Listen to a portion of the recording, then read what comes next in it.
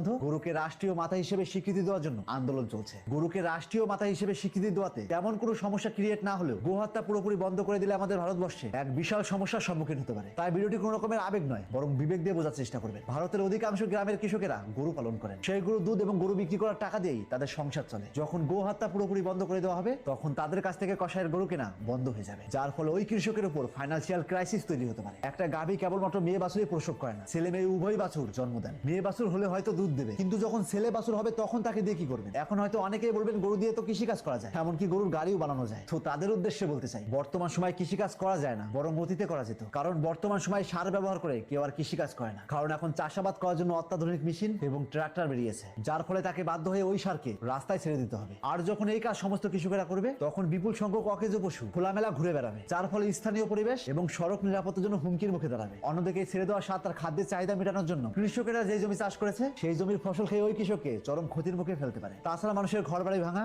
রাস্তায় যেখানে সেখানে শুয়ে থেকে অ্যাক্সিডেন্টের মতো মারাত্মক দুর্ঘটনাও ঘটাতে পারে। এছাড়াও মৃত পশুর ঠিকঠাক সৎকার না হলে রোগ ব্যাধি ছড়ানো কিংবা পরিবেশের দূষণ ঘটাতে পারে। গরু সাধারণত 20 থেকে 25 বছর বাঁচে, কিন্তু দুধ দেয় 10 থেকে 12 বছর পর্যন্ত। বাকি সময়টা পশুকে খাওয়ানো এবং তার চিকিৎসার খরচ বহন করা অত্যন্ত ব্যয়বহুল।